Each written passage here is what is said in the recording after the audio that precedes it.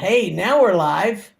So we missed all the entryway. We're just talking like we're live for whatever reason. We hit the live button and it said it went live and then it died. I don't know. It went back to schedule. That was a weird deal. Never had that happen before. That is So weird. we'll just skip over the entry altogether and just hop right into it. That's right. But I do want to say this for those of you that came last week and saw a pre recorded show. We did that because Carter was on vacation and I was on location at a client. So those two things were happening. Just want to let you know we're going to be at a convention next week, but we are going to pre-record and put another new show on so that we don't we keep good content coming. So if you're not at the same convention, which is the NCSG convention, where we will be, if you're not at that convention, then tune in. We've got some good stuff. If you are, hey, thumbs up. We'll see you then. We are looking forward to seeing really live people. I guess all live people are there, but people who are live and who are like there and in person. Yes, Renee, we hope you're going to be there. It's just always fun. And thank you so much for the thumbs up. So we're going to get into this today because, one of the things that happens is there's a lot of talk right now about automation. I mean, tons of talk about everywhere I go now, they're talking about marketing automation and just it's a real big topic at this time. But what I'm finding is so many people are going, "Yay, automation! I don't have to do anything. That's awesome." If we just get automation, then I just don't have to do a whole lot of stuff. So I want to caution people. While automation is fantastic, it is really, really great. It's not a silver bullet. It doesn't mean that you don't participate in your own marketing. I mean, that's just part of it. And I want to stop a minute. Jerry, thank you so much for the like. Linda, thank you too. We're really, really glad you guys are here. But we really want to talk about the things that either the reasons not to automate certain things or the things that you should never automate and why. Okay. So I think that's really, really important. So I'm going to take the first thing here because this is something that you cannot replicate in automation. You cannot be personable. If you need to have a conversation with a client, automation can't come off as this kind of streaming, personable, emotional being that people want to connect with and be around. It can answer questions, it can lead people to the right thing, it can give people phone numbers, it can do some things like that.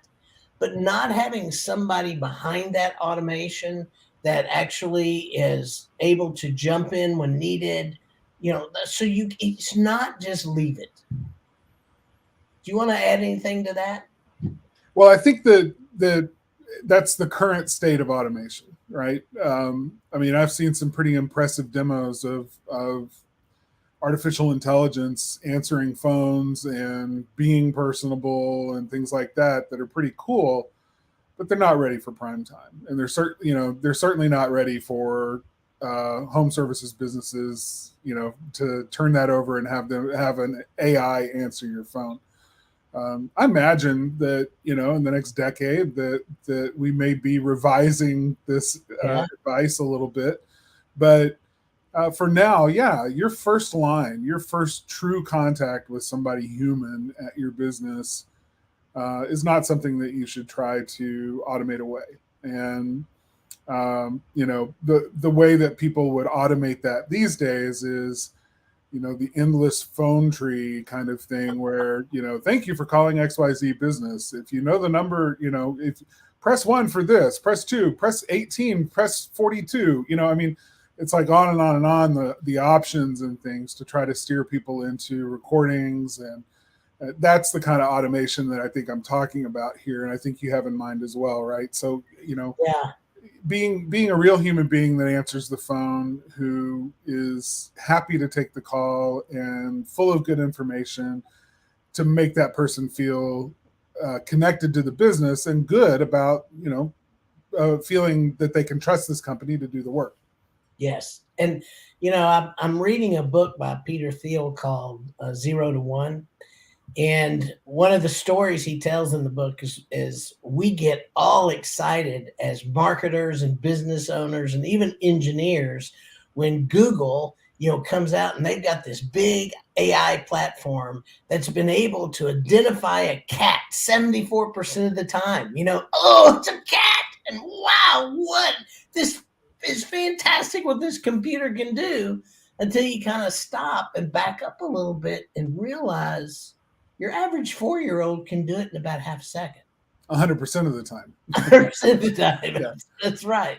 So, that's the thing that happens is we get excited about all the possibilities. And I don't want people to not get excited, because I'm with you. I think there will be a time there's going to be a whole lot more help, but I don't think the time is yet. So, anytime you need to be personable, anytime you need that contact, or your client needs that contact, I just think that is that's really, really true. I like this. Most bots are just irritating. They can be. So Yeah, here's the thing. I guarantee, Renee, there are times when you've been automated where you've been talking to a bot and didn't know it. So what we're seeing is that oftentimes in marketing, the first touch in a conversation or something is very often automated. In fact, even 2 or 3 responses into a conversation can be pretty automated, because they're very typical. You can anticipate what the response is going to be, and so a lot of that is automated. But shortly after that, a human being gets on the chat or in the conversation and takes over from there. So the moment that it becomes irritating is the moment that a business let their bot do too much and didn't jump in to take over soon enough. So I agree with you. When people try to press their bots into service that just really isn't the bot capable type of thing, then it gets irritating. What I like the bots the best, especially in an initial conversation, is when they can point in the right direction. And then once the direction gets pointed in, then the right person, I'm getting to the right person. So, that's kind of my thing about the bots that I like. So let's talk about this, because this isn't for everybody, because there are times that automation is great for setting up appointments, especially if you are able to set appointments online where they can just go there and set their appointment and do whatever. It can direct them to that appointment setting.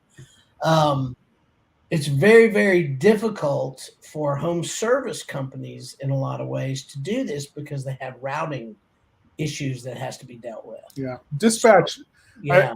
Every business we've talked to in the course of the past decade of working with home services businesses, I guarantee you one of the smartest people in that business is the person answering the phone and figuring out scheduling and dispatch.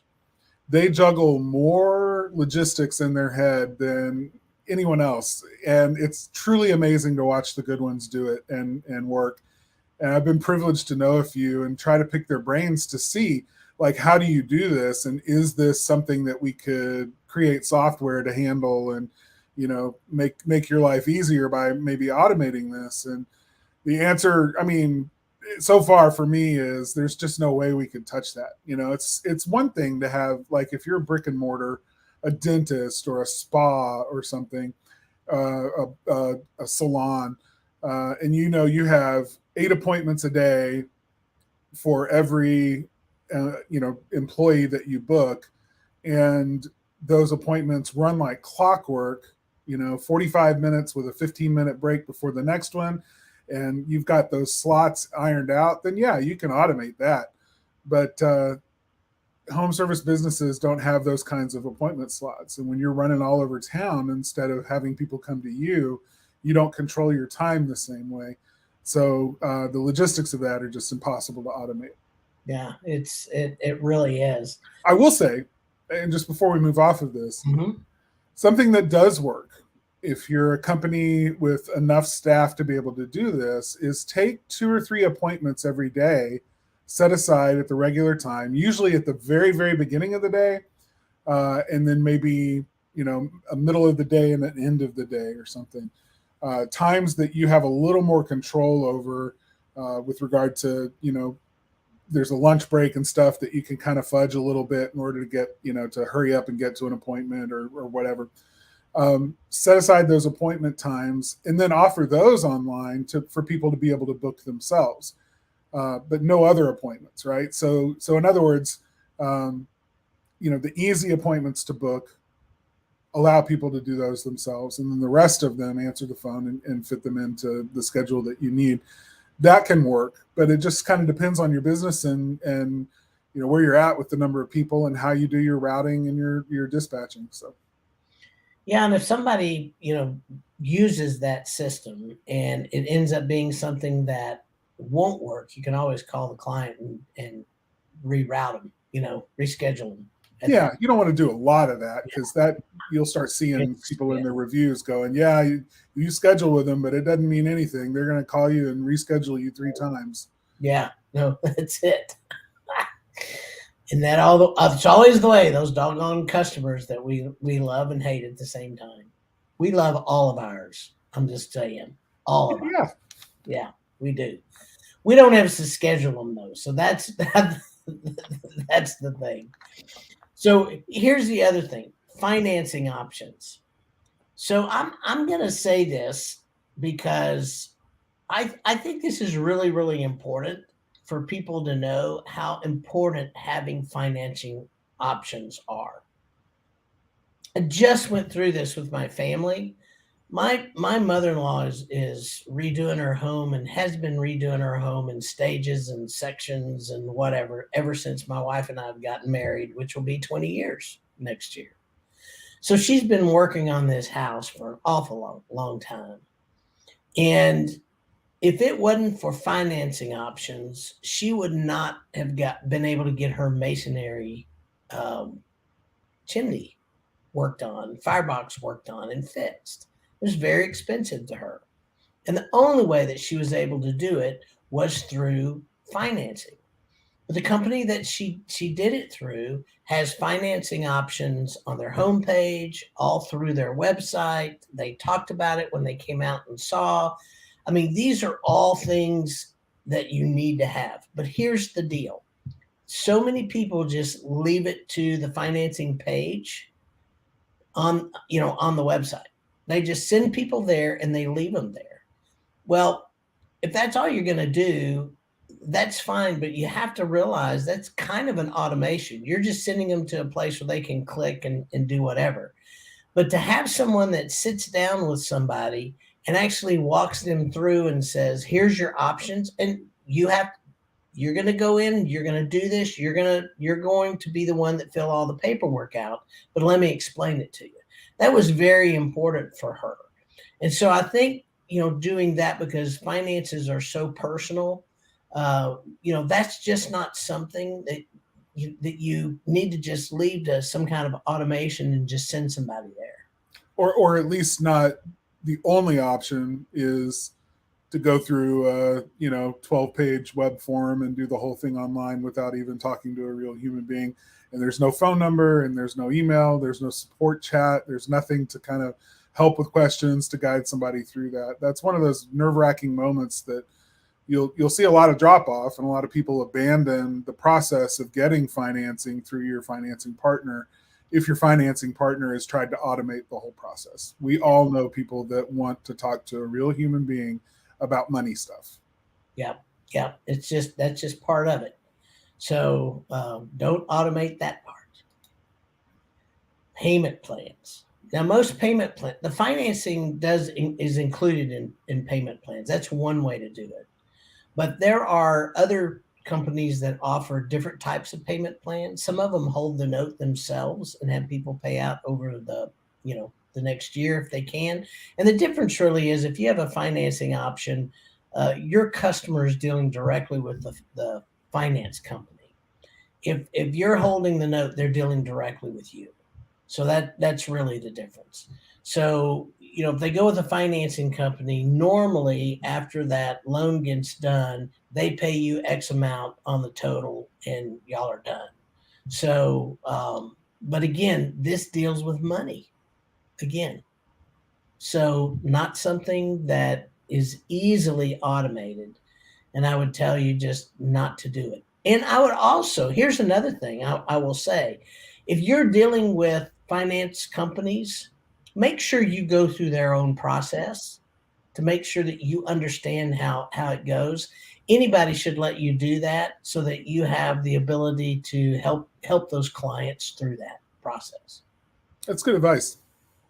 Yeah, that's one of those things that most people don't do. When I was in the mortgage company, I can't tell you how many people started off, what I've never done this before. So what's going to happen? When somebody asks you what's going to happen because they're scared, are they going to know this? Are they going to know that? Those kind of things. And you just don't know what's really going to happen. So if you can just smooth over the rough edges and say, oh, it's so easy. This is all you do. You go in, you do this, this, and this, and they'll walk you right through it. But a lot of us don't think about doing that. So I think it's really, really important that we go through those steps. So take this one, Carter. Yeah, the maintenance plans. Again, this is one of those qualified answers where, you don't want to automate the whole thing, but there are definitely parts of it that you can automate. We're going to be talking about some of those, I think, next week. We'll get to that. We'll talk about that before we get off. But maintenance plans are just a brilliant way. First of all, they're just a strategy for lifting your customer lifetime value, for smoothing out cash flow, and keeping customers retained so that they don't go anywhere else. So it's a great strategy just from a marketing standpoint. Automating the full process, though, of getting people to sign up and go online and pay for it and all of that is a little bit tricky. And again, it's back, we're talking about money again, and people want to have certain assurances and they want to know. So if your technicians aren't mentioning it, your salespeople aren't mentioning it, your CSRs aren't talking about it, if nobody knows that you have a maintenance plan, and then suddenly they're in this automated, communication where you're trying to steer them into a maintenance plan, it may not go very well. So that's really kind of what we're talking about. No, I totally agree. The other thing about this that I want people to know is there's a lot of things that pop up from time to time that even if you are in a full automation and you know that this is something you need to automate, make sure you're checking those conversations. Make sure you're going back, because I'm going to tell you, you're going to get, there's going to be kinks in it. You're going to set up an automation, or whoever sets up an automation for you. And so if they're not monitoring those automations, then what happens is somebody's going to come in and say something, and what gets done afterwards makes zero sense. So, and those one-offs like that are not really one-offs. They will happen again. And so you have to make, and you're better at this because you actually do this, Carter. When something like that happens, you have to create another option or create the automation to work within that guideline. Yeah, it's automation programming, and there's a lot of finesse to it, and making changes and monitoring it as you go. There's just no such thing as fully hands-off automation. You always want to be paying attention to what the automation that you're pressing into service on your behalf is doing for you, so that you know when it gets off the rails, or when it's a swing and a miss, or when it's irritating customers, or could be doing a better job of converting. I mean, we think of automation as marketers not only as a time-saving thing, but as something that helps lift conversion, right? The reason you want to use automation in a marketing setting is because it can sometimes do a better job at converting customers into an offer than if you were trying to do it old school and one by one on the phone, or having technicians mention it at the appointment, and letting that be the only thing that you do. So you know, there's good reasons for automation, but if it doesn't do it more effectively than you do it, then there's got to be a really compelling reason to keep doing it. You know, I mean, you just don't want to turn things over to your business in your business over to automation and suffer because of that decision. Yeah, I think that's a really good way to do that. So I don't know. I'm just going to ask the question: is anybody on here doing anything with automation? I mean, have y'all thought about it? I know we do have some clients. I don't know if they're on here or not that are in some of our systems that we've automated for them. Um, but if you haven't, that's okay too. It's just something to really consider as moving forward in your business. As over the next 2, 3, 4, 5 years, I think more and more businesses are going to end up going this way, because automation does help with a couple of things. Number one, it really helps with labor costs, because there are some very easy things that automation can do that you don't have to pay a human being to do. And I'm never for not using a human being just to save labor either. I mean, there's that again, a balancing act in there. So, but there are just more and more things, and I think what we talked about in the beginning, as AI and the automation becomes smarter and smarter and smarter, at some point there's going to kind of be a marrying in the middle. I think where we're using it more and more, and so working with a company that kind of stays on top of that, make sure that things are running correctly and smoothly.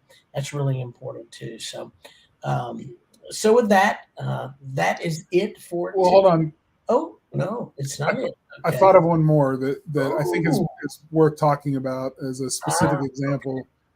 And that's when you should never automate when you're responding to a complaint or a dispute about billing or something like that, or a negative review, any kind of delicate, diplomatic kind of communication that you need to be fully aware of the response and how you're making it. That's just or negotiation, like when you need to negotiate with somebody to see if you can come to a satisfactory outcome. Don't automate that. I've seen this before. There was a company that you could hire them to just respond to your reviews, and Yeah. it became really obvious that they had automated it, because it was anybody that posted a review that had a negative sentiment, they would just respond with, "We're so sorry you had a bad experience. We're going to send you a free cookie arrangement," or something like that, and thank you so much for your business. I mean, it was just the most inappropriate, unconsidered response that I've ever seen, and it would just tick people off, and they would just launch. And after about 5 or 6 times that this bot had responded to a negative review this way, with the same boilerplate, the same makeup kind of sentiment, it became obvious it was a bot. And then everybody just launched against this company for automating. I have a real complaint and you're just letting me talk to a stupid. I mean, it was not good. Yeah, that is good. Though I will tell you, as as someone that talks to a lot of business owners, that with reviews and that we're writing and talking about it and whatever, that would be the one thing, if they could automate, I think they would. But I would agree with you. Do not. You just got to suck it up and do it. Yeah, do not automate that. Yeah. So Linda's got something. Linda actually has used the system that we have, and using that for forward scheduling, save them time and postage. And it really is true. The clients like that because it's more like an appointment reminder type thing. It's not, there are things with automation that work really, really well. Reminders is one of those things that's really good, which brings me right into what we're going to talk about next week. Yes. And this better come up right. The 9 things you could and should be automating in your business. So we talked about the things you don't want to automate and why. So next week, we're going to talk about those things that you should and could be automating in your business and why. And with that, we're going to say goodbye, but I am going to remind everybody that Spark Live can now be found as a podcast on Spotify, iTunes, Google Play, or your favorite podcast player. So thank you guys so much. We look forward to talking to you next week. And remember, we will not be live. We will be at the convention. But for those of you that will be around, we look forward to seeing, or I guess, I don't know how to say that. We'll see you not in person next week. And then we'll be back in person the week after that. So, guys, enjoy your week. For those that will be at NCSG, we are so looking forward to being in the same place you are. And we'll see you then. Thank you. Bye, everyone. Bye-bye.